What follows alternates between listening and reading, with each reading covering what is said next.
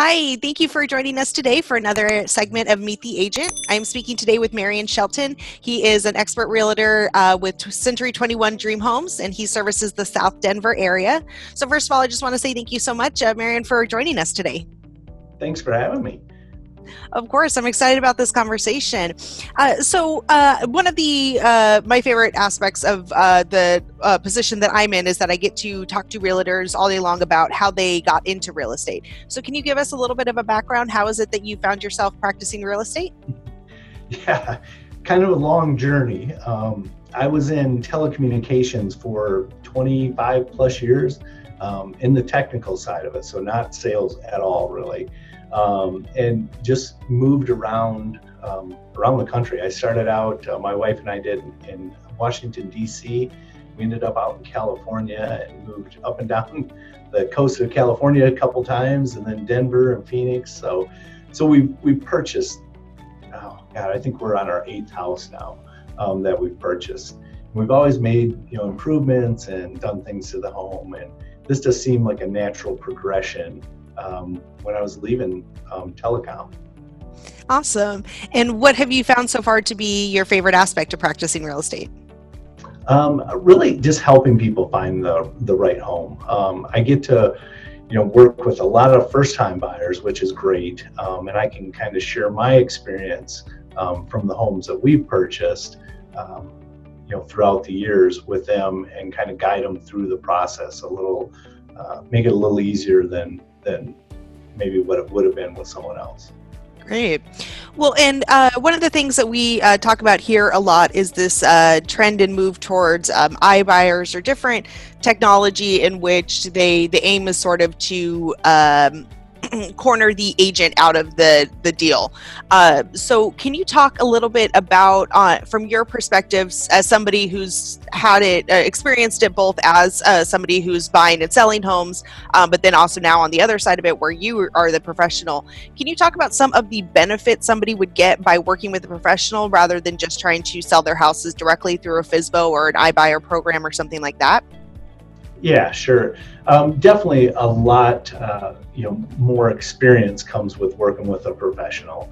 The iBuyers, they have agents that are on their staff that work with you, but they're in that to make a profit as well, right? It's like, taking your car in and somebody's just going to give you a price for your car. They're doing that so that they can make a profit from that. So that's really where working with an agent is going to bring the most value that you can get from your home.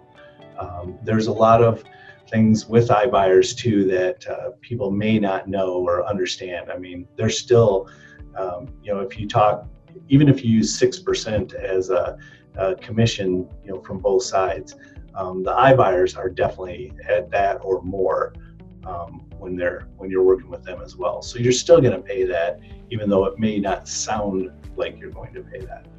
So yeah, definitely. I think the last statistic I read about it said that you save the 6% commission, but you typically or you save 3%, but you're typically losing at least 6% on the actual price that you're selling it for.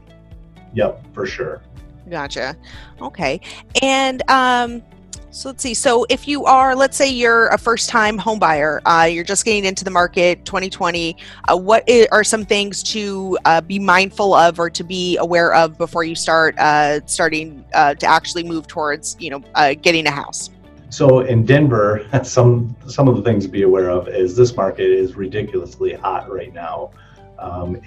Things are moving very fast. And if you're a first-time home buyer, typically you're down in the lower price range, and that just makes it even that much more fast-paced. So I think the things to think about are just make sure you've got your pay stubs in place, you have a lender, you're pre-qualified. That's something that certainly I talk with my first-time home buyers about and get them set up with a few lenders that they can choose from, see who works the best with them. But there's a million programs out there too. I mean, you've got CHAFA. A lot of the lenders have their own programs, and you can marry some of those together. So you don't necessarily have to have 20% down by any means. I mean, you can do 3%, there's a couple lenders out there that'll actually do zero down and zero closing costs. So they just roll that all into the loan. Now, of course, you're going to pay a little more interest on that, but still it's better than continuing to pay rent and that money just goes out the window, right? You're not getting any return on your investment at that point. Definitely. Well, and what do you attribute the hot market in Denver to? A lot of people are moving here. That's it. And we just don't have, we haven't been able to keep up with the housing demand as far as building new homes, condos, townhomes, what have you. So we have a lot of people that are moving here. The rental market is super expensive here. And Denver's a great place to live. I mean, you've got the mountains, there's tons of things to do in Denver. Bike paths in Denver, geez, we've ridden over 80 miles in a day on bike paths alone, my wife and I. So, I mean, it's just, if you like being outdoors and enjoy nature and just, a really cool town, then Denver's an awesome place to be. Oh, that's great. I didn't know about those, the bike paths, but that definitely opens up the whole city in a totally different perspective than you would get from just driving through. Right. Yeah. I mean, they go right down, all the way downtown. I mean, from the suburbs, you can ride different paths right downtown. Go by, the stadium where the Broncos play and the Avs play and, all that. So it's awesome. Oh, that's great. I lived in the Netherlands for a year, so the whole country there has the bike paths all through it. So yeah, it's definitely a totally different perspective to get on a city when you can bike through it. Right. Well, and so transitioning now into a little bit of talking about how it is that you structure your specific book of business. Now that we're in, a time in which a potential homeowner or home buyer can find thousands of realtors potentially at the few clicks of a button. How is it that you stand out and differentiate yourself from your competition?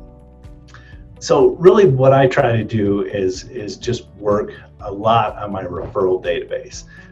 So that's people that I've done business with, that know me, and then they refer other people to me. So honestly, that is the biggest piece that I bring to the table. And I think there's some things, when somebody's buying a house with me or selling a house, I really believe in home warranties. I think that first year that you're in that house, having that home warranty just gives you a little peace of mind. And then, the next year you can decide whether you want to renew it or not. When I'm listing a home, I'll do a seller's home warranty as well as the buyer's home warranty. So I do both of them when I list a property. We really want to do some active marketing when you're listing the home. So I'm going around knocking on doors. I'm taking a lender with me. We've got sheets on the property and on loans and all that. So we really try to be aggressive with our marketing campaign when we're doing that. And I think the other thing that, you have to have relationships with other agents so that they know you. So that's one of the other things. When I'm working with buyers, other agents around the city know who I am. So when I go in, if there's another agent that may be doing this part-time or just getting going, and we're putting offers in, it's not just about that bottom line number, right? It's how easy that agent is to work with, and how well they guide their clients, and do they have a clean contract when they submit them or not, right? So there's a lot of things like that. Gotcha. Well, and you mentioned that you work your referral book of business pretty strongly. What exactly do you mean by that? Are you following up with them monthly, or you send postcards, or what does that look like? So all of that, actually. So I follow Brian Buffini, and I use his CRM. So it's got triggers in there where you do pop buys. I just did one last week where I went around to a bunch of my previous clients and dropped off little windshield washer, gallon windshield washer things on their step, so that they, and it had a little, I don't remember exactly what the Popeye tag in, but something about I can help you see the market clearly, something like that. So that I do that. I definitely, I'll set up lunches with past clients, phone calls on occasion, send postcards, handwritten stuff. Those are the things that really, I think, make you stand out a little bit. Gotcha. So it's the personal touch, but then also the consistency, I think is what you're saying with the follow-up? Absolutely. Yep, definitely. Gotcha. Okay. Well, and talking about internet leads specifically and working those, because this will be viewed by agents who are currently partnered with Set Schedule, as well as agents who are either contemplating partnering with Set Schedule or contemplating getting into internet leads on a whole. And those are a very different beast than particularly the referrals that you're talking about. A lot of people kind of confuse the two or conflate them, whereas they're very different. So can you talk, as somebody who does work so strongly your own referral book of business, but then is also working internet leads, can you talk a little bit about how you differentiate them? What is different in your approach, or how do you work those leads versus your referrals? Sure. So those internet leads are, I think, a lot about timing. So you've got to just jump on those just immediately. As soon as they pop up, if you accept a lead, like say from Set Schedule, I've had 3 or 4 this morning that I've accepted. And I call the person, and then I follow up immediately with the email if I get their voicemail. The other thing you can do too is text people. Texting seems like that's more productive sometimes than the email and the voicemail. But that's really what the internet leads. You just have to be on it and know that you're going to get a lot of rejection and a lot of non-responses. But if you keep after it, then you're going to get some production out of those leads. The other thing that you can do too is set up with a partner, whether it's one of the lenders that you work with or another person in your office, and just kind of share the lead work. But I think, again, it comes back to that consistency piece of it. You have to get on a schedule and work this as a job, not just as a, do it when you get around to it type deal. Well, and how do you manage to rebound from that rejection or not let the no's slow down your stride? Well, it's hard sometimes. I just think you just, as you get that more and more, which you will, you start to get a thicker skin. You just can't let it bother you. All of us get that rejection, from time to time, and it's just how it is. So it's part of the business, and you just, I don't know, I just don't worry about it that much anymore. It used to really shake me up, when I first started. I was like, oh my God, nobody wants to talk to me.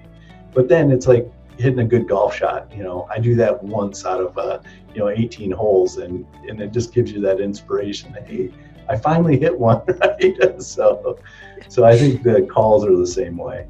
Gotcha. It makes the other 3 hours and 45 minutes worth it. Right. Gotcha. Well, and so let's talk about working internet leads specifically. If you say or you call somebody and they aren't, it's not an initial yes. They're not saying yes right away, I want information, but you think that there's some value to it. How do you follow up with people who might not be as receptive right off the bat to the idea of speaking with a realtor they don't know? A lot of times I'll try to get them to agree to, get set up on a search, right?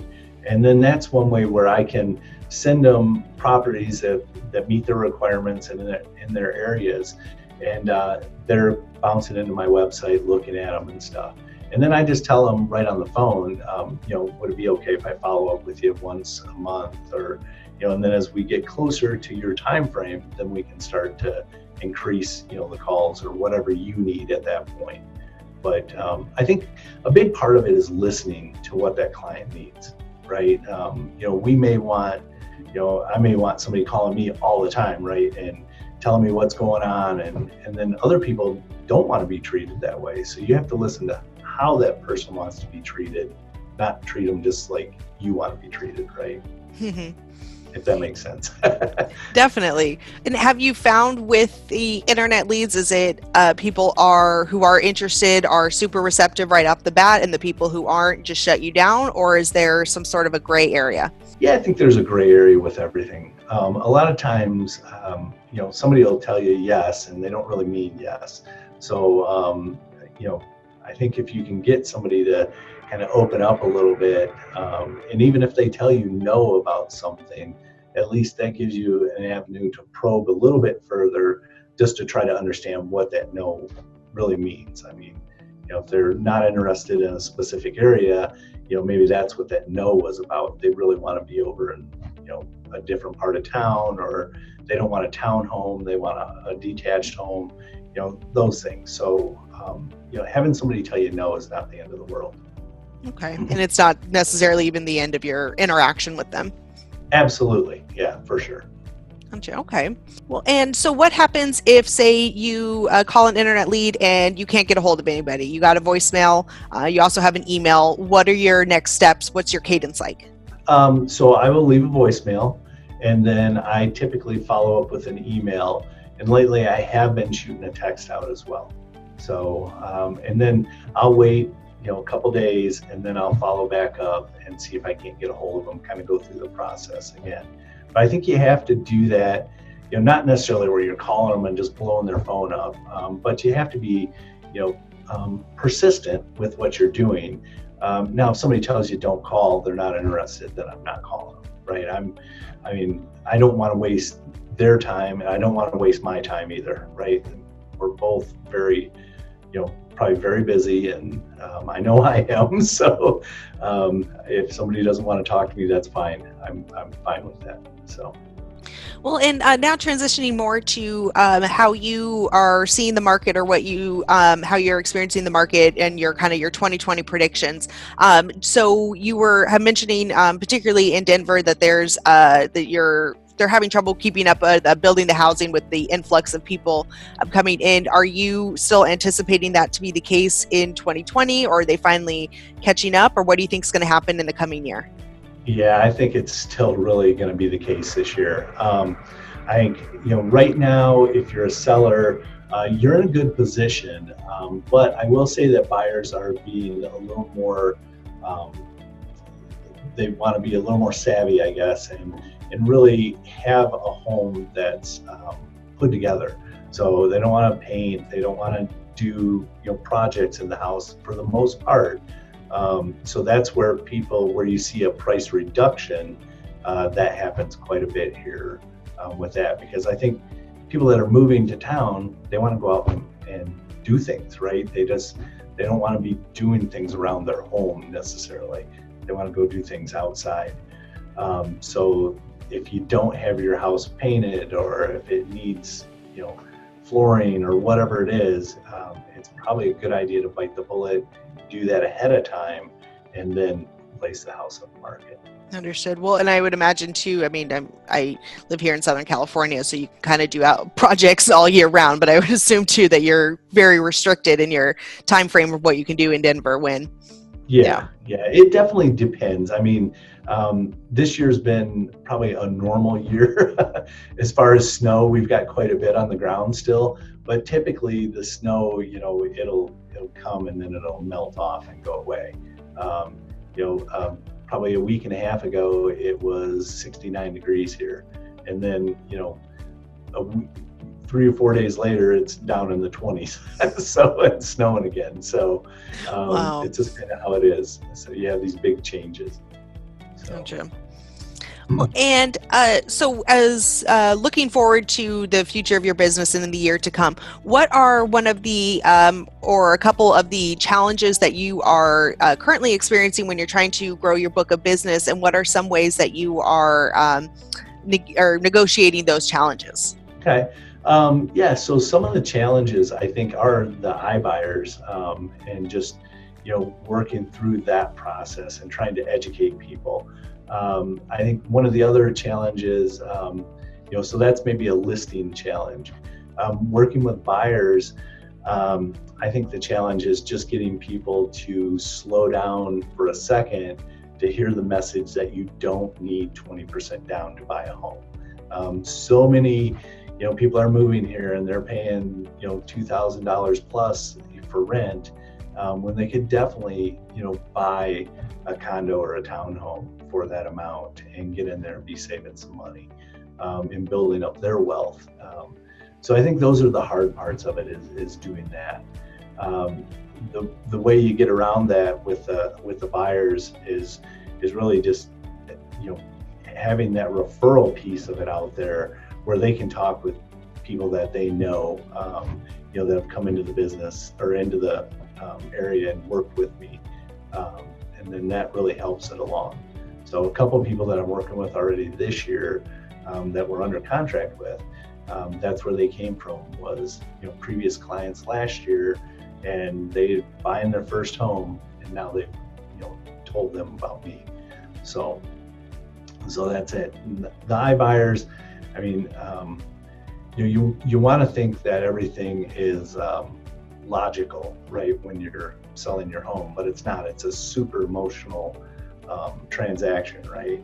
So you just have to really listen to what they're saying, and explain what's going on, with the iBuyer process.